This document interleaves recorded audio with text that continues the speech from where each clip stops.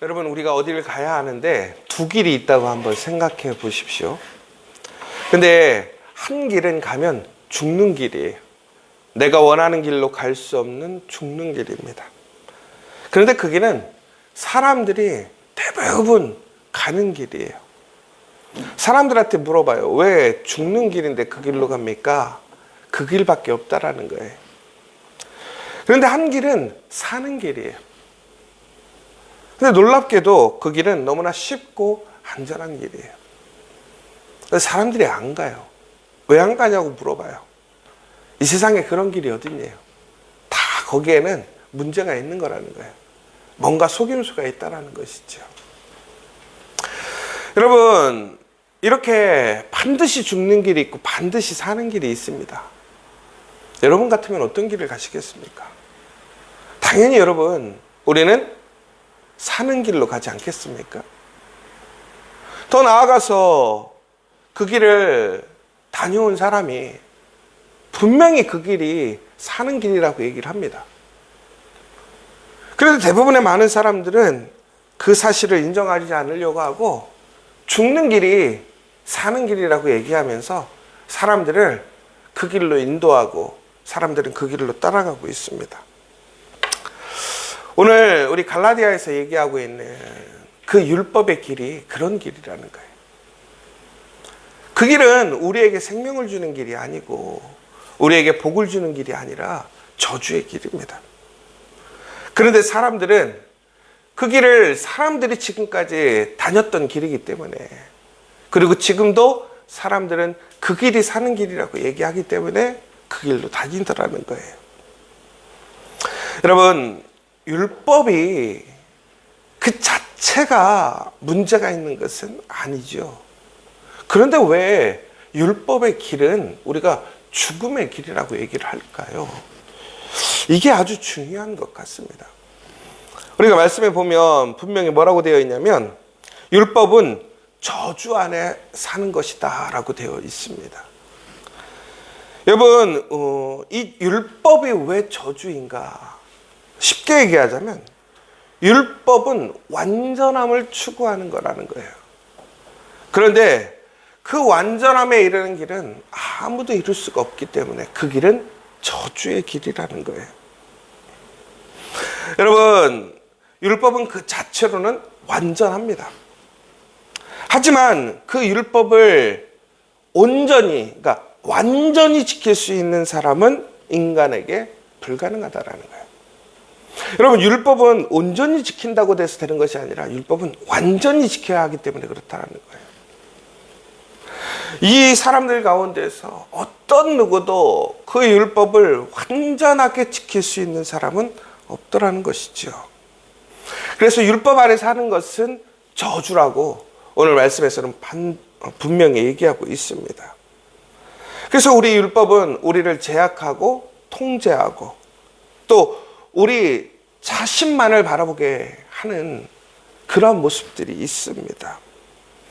여러분, 결국엔 우리는 이렇게 됨으로 인해서 우리가 오히려 자유하고 하나님의 은혜 안에 살아가고 복을 받기를 살아가는데 오히려 율법의 완전함을 추구하다 보니까 우리는 오직 그 완전함에 도달하기 위한 열심으로만 우리가 살아가게 되므로 우리는 다른 것을 다 놓쳐버리고 수고하게 되고 여유가 없어지는 것이고 삶이 핍박해지는 거예요.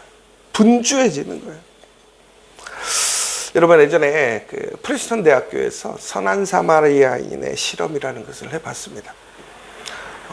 이 선한 사마리아인의 시험이 뭐냐면 여러분이 아시는 것처럼 이 선한 사마리아인 이야기에는 이제 여러 명의 사람들이 나온단 말이에요. 그렇죠? 제사장과 레인도 나오고 또 사마리아인도 나옵니다.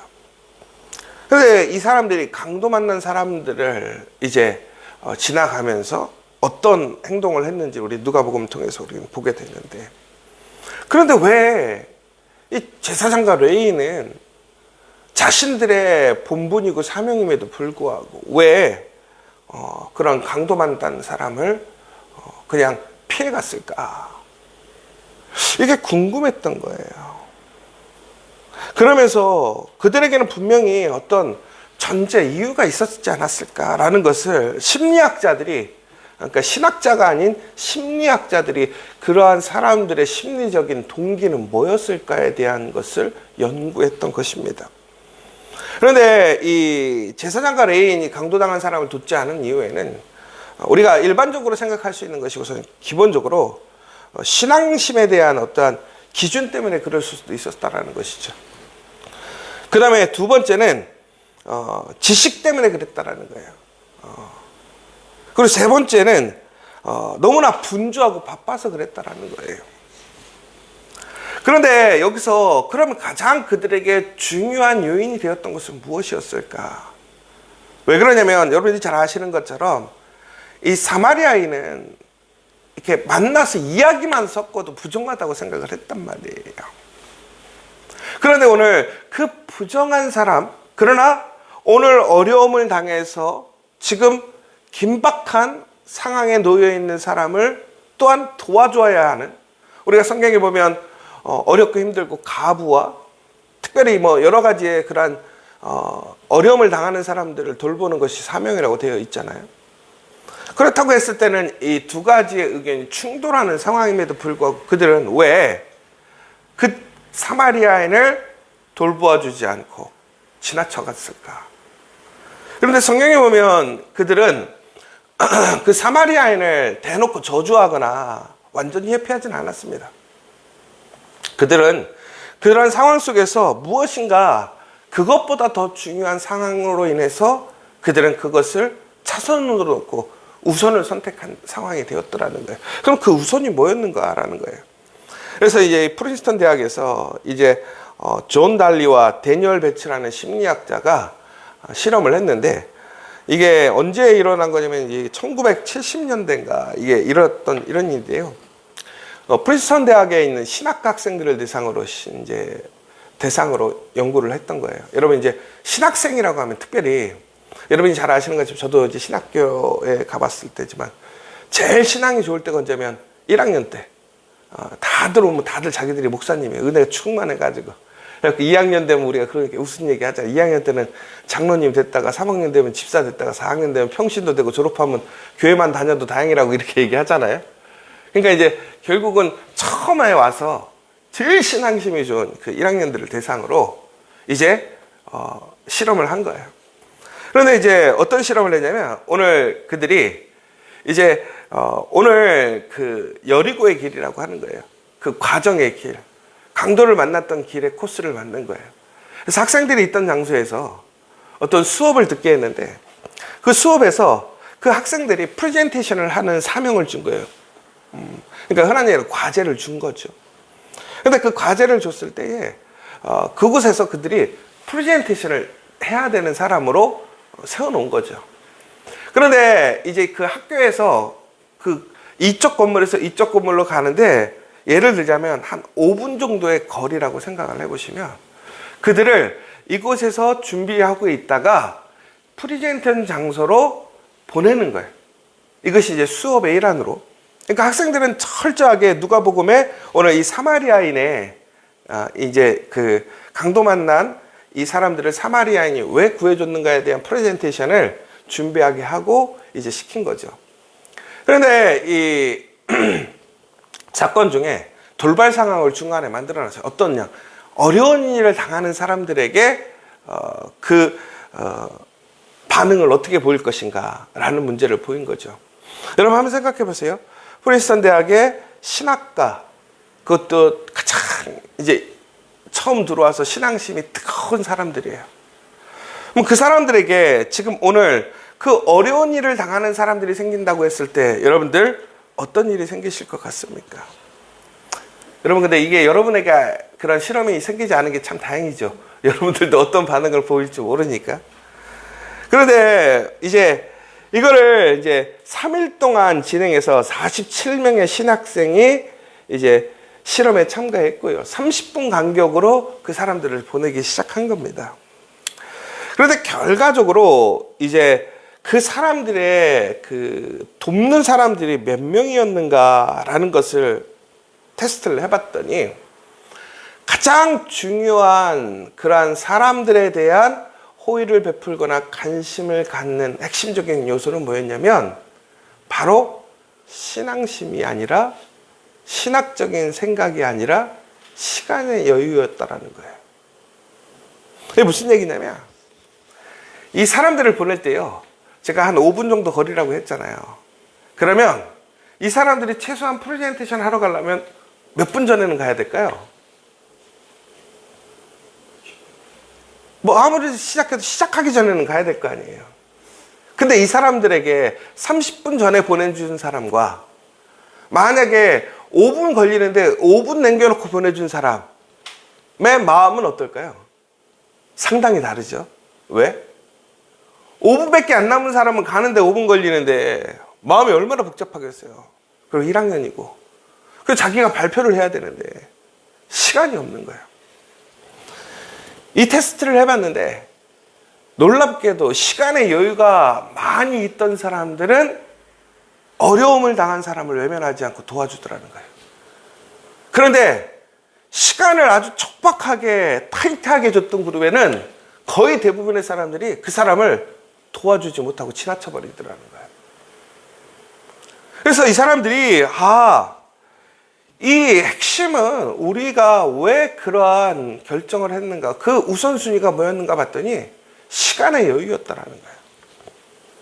결론적으로 우리의 삶 속에 여러분, 시간의 여유가 없으면 사람을 돌아볼 마음이 생길 수가 없다라는 거예요. 이건 목사로도 마찬가지고 어떤 교회 직분을 갖고 있는 사람이라 동일하더라는 거예요. 그럼 우리가 결국은 어떤 마음으로 우리가 훈련되지 못해서 정말로 긍휼히 여기거나 혹은 사랑하는 마음이 부족해서 누군가를 돕지 못할 수도 있지만, 우리가 일반적으로 어떤 교회라는 공동체 안에서 우리가 하나님의 사랑을 경험하고 또 그것을 배우고 또 그것을 나누는 기쁨을 아는 사람이라면 누군가가 어려웠을 때, 누군가가 힘듦을 경험했을 때 외면하지 않는 것이 일반적인 모습이라는 거예요. 그런데 그러한 사람들마저도 사람들을 외면하고 지나가 버리게 하는 것은 뭐냐면 자신의 분주함과 바쁨과 우선순위라는 거예요. 여러분, 제가 오늘 왜 이 얘기를 하는 거냐면, 여러분, 율법이라는 게 그런 거예요. 율법은 우리에게 해야 할 짐을 주는 거예요. 우리가 할 일이 너무 많아요. 지켜야 할 것이 너무 많은 거예요. 율법을 지키다 보면 천국에는 누군가를 돌볼 틈이 없어요. 왜? 내가 내 율법 하나 지키는 것마저도 나에게는 불가능에 가까운 일이기 때문에 우리는 오직 그거에만 매몰되어 있는 거예요. 신경이 써져 있는 거예요. 여러분, 그런데 오늘 우리는 무엇으로 구원을 얻는 거냐면 율법으로 구원을 얻는 것이 아니라 믿음으로 구원을 얻는다고 했단 말이에요. 그런데 사람들은 그 율법의 저주 아래 맞춰서 항상 여유롭지 못하고 항상 분주하고 바쁘고 내 주변에 어려운 사람, 해야 할 일, 정말로 내가 온전하게 해야 할 일에 관심을 갖지 못하고 생각하지 못하더라는 거예요. 여러분 어떠십니까? 여러분들이 해야 할 일로 인해서 지금 오직 그 일에만 함몰되어지고 내가 진정으로 도와야 되고 살려야 되고 내가 힘써야 하는 일에 내가 힘을 쓰고 있지 못하고 있지 않습니까? 여러분, 분명히 성경에서 오늘 우리 갈라디아서를 통해서 바울이 얘기하는 것은 우리가 율법을 지키는 것이 아니라 우리가 믿음으로 성령을 받고 그 성령을 통해서 우리는 하나님의 놀라운 은혜에 참여하고 능력을 행하게 되어 있더라고 되어 있어요. 우리가 얼마나 열심히 하고 얼마나 우리가 완전하게 하는 것이니 우리가 하나님께 능력을 받는 것이 아니라 하나님의 그 놀라우신 은혜를 믿음으로 그 성령을 통해서 우리는 하나님의 은혜로 나아가게 되는 것이고 그 하나님의 놀라운 복을 누리게 된다는 것입니다. 그런데 우리는 이곳에서 기억해야 될 것은 우리는 완전함을 추구할 것이 아니라 온전함을 추구해야 한다는 거예요. 여러분, 우리가 이 완전한 삶을 애쓰고 온전한 삶을 추구한다는 것은 어떤 차이가 있을 것인가? 결국은 여러분, 온전함이라는 것은 내가 무엇인가를 퍼펙트하게 100% 나의 의지와 나의 힘으로 완성시키는 것이 아니라는 거예요. 온전함이라는 것은 나의 부족함을 인정하는 거예요. 나의 한계를 인정하는 거예요. 그러나 내가 할 수 있는 모든 것을 쏟아붓는 것이 온전함인 거예요. 완전함은 뭐냐면 내가 완벽하게 내가 이루려고 하는 것이라는 것이죠. 그런데 하나님께서 우리에게 원하시는 것은 우리에게 완전함을 요구하시는 것이 아니라 온전함을 요구하시는 거예요. 여러분, 그런데 이 온전함을 위해 우리가 한다고 하는 것은, 다시 얘기하자면 오늘 우리에게 주어져 있는 상황 속에서 하나님의 말씀을 따라서 우리가 먼저 해야 할 일이 무엇인가를 분별할 수 있는 지혜와 능력이 있어야 돼요. 그리고 그것에 대해서 최선을 다하는 거예요. 사명을 가지고 소명을 가지고 그것에서 열심을 다하는 거예요. 예를 들자면 이런 거예요. 여러분, 완전함이 아니라 온전함으로 일하자라는 것은, 여러분, 어찌 보면요, 더 세상적으로 얘기하자면 더 완벽해지는 것을 추구할 수도 있는 거예요. 왜 그런지 아십니까? 완벽함이라는 것은 우리가 생각하는 기준이 있는 거예요. 그러나 온전함이라는 것은 그 기준이 없는 거예요. 왜 그렇습니까? 우리의 마음과 정성과 모든 것을 쏟아부어야 하는 것이니까. 여러분, 일을 할 때 여러분들은 일을 완벽하게 하는 사람이십니까? 온전하게 일을 하시는 분입니까? 여러분, 이 완벽하게 일을 하는 사람들은 그 문제가 실수 없이 문제가 없게 하는 것이 완벽한 사람이에요. 그러나 온전하게 일을 하는 사람은 결국은 어떤 사람이냐? 감동을 주는 사람이에요. 여러분, 내가 어떤 일을 해야 하는데 그 일은 A부터 B까지 C, D 이러한 일을 순서대로 하는 것은 완벽함이에요. 그러나 온전함이라는 것은 A에서 B, B에서 C, C에서 D를 갈 때 그것에서 넘어짐이나 혹은 나의 그냥 일에만 목적이 되는 것이 아니라 그 대상을 바라보고 그 대상에게 하나님의 은혜, 하나님의 사랑을 느끼게 하는 것이 온전함이라는 거예요. 제가 이제 일을 해보면 사람들하고도 어떤 사람은요, 일을 맡은 일을 하고 있어요. 그런데 항상 보면 부족하게 해와. 그 부족함이라는 게 결국은 뭐냐면 내 마음에 들지 않을 때가 있어요. 여러분, 제 마음에 들지 않는다는 건 무슨 얘기인지 아십니까? 내가 편하고 내가 원하는 방향으로 해줘야 되는데 본인의 생각으로 일에 A, B, C, D를 하는 거예요. 여러분, 그러면 일을 맡기고 일을 하는 사람들을 봤을 때 어떤 사람들이 더 마음에 들겠어요? 한 가지를 하더라도 내가 의도하고 내가 편하게 하고 내가 흡족할 수 있는 방법들을 제시하는 사람과 아니면 그냥 절차대로 A, B, C, D 일을 하는 사람하고 어떤 사람이 더 일을 할 때 감동이 되고 좋으시겠어요? 여러분, 그런데 우리는요, 더 웃긴 게 일을 완벽하게 하려다 보면 더욱더 우리는 실수가 많아지고 완벽하게 하다 보면 오히려 사람에게 상처를 줘요. 그런데 온전하게 일할 때는요, 오히려 사람에게 은혜가 되고 사랑이 되고 더욱더 충만한 은혜와 역사가 일어나요. 여러분, 결국에는 우리가 율법 안에 살아간다는 것은 단순히 우리가 완전함을 추구하고 내가 무엇인가를 이루려 하고 내가 무엇인가 흠이 잡히지 않으려고 노력하고 살아가는 거예요. 그런데 그곳에서 우리는 그렇게 살아갈 수 없다는 거예요. 그것을 인정하고 우리를 구원하신 그 그리스도의 은혜 안에서 성령의 인도하심을 따라서 우리가 살아가게 될 때는 우리에게 부족함이 있지만 그 부족함을 하나님께서, 그 성령께서 채우시고 더 놀라운 은혜로 우리를 인도하시는 그 역사를 체험할 수 있더라는 거예요. 그러므로 우리가 오늘 해야 할 일은 뭐냐면 우리는 율법주의, 그 완전해짐에 빠지는 것이 아니라 우리는 더욱더 그 온전함을 향해 나아갈 수 있는 사람들이 되어야 할 줄 믿습니다. 여러분, 오늘 바울은 반드시 우리에게 이렇게 얘기하고 있습니다. 오늘 아브라함의 그 놀라운 은혜와 복을 통해서, 그 믿음을 통해서 우리는 바로 이방인들에게, 더 나아가서는 하나님을 모르는 사람들에게 그 은혜와 사랑을 증거하고 나눠주는 것이 우리의 사명이고 본분이라고 얘기되어 있습니다. 그것을 하나님께서는 원하시고 그것을 소망하시더라는 거예요.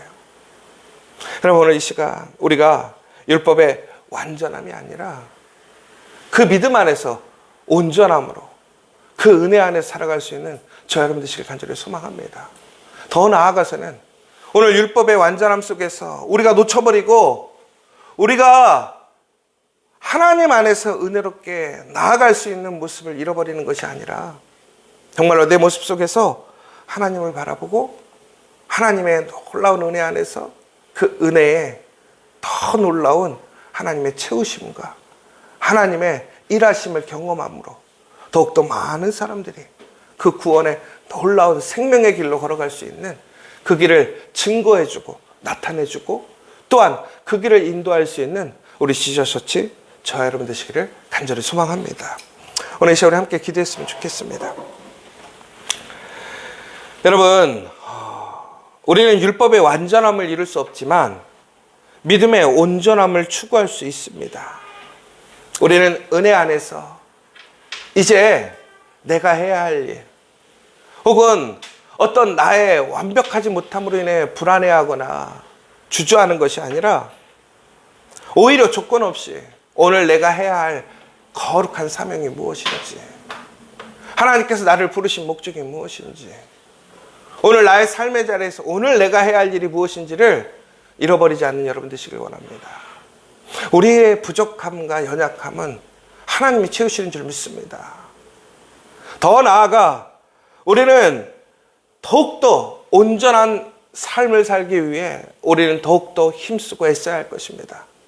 내가 무엇인가를 했다, 마쳤다라는 것을 맞추는 것이 아니라 주님께 대하듯 우리의 모든 사람들을 대하고 나의 일에 주님께 대하듯 일하고 내가 그 일을 통해서 단순히 그 일을 과제 마치듯이 그것을 제출하고 끝내는 것이 중요한 것이 아니라 그것을 통해서 더욱더 놀라운 하나님의 사랑과 은혜를 그 복음을 증거하고 나타낼 수 있는 우리가 될 수 있도록 완전함이 아닌 그 온전함으로 열심히로 나아갈 수 있는 우리 믿음의 공동체, 믿음의 사람들 될 수 있도록 그리고 또한 그 온전함 은혜를 다른 사람들에게 하나님을 알지 못하는 이방인들에게 우리가 다시 한번 증거하고 나눌 수 있는 우리 지저처치 될 수 있도록 함께 기도해 주시고 이번 우리 야외 예배가 그러한 시간들이 될 수 있도록 우리 고백 예배가 그러한 시간들이 될 수 있도록 또한 우리의 모든 성도들이 그 하나님의 신실하신 놀라운 은혜를 일상의 삶 속에서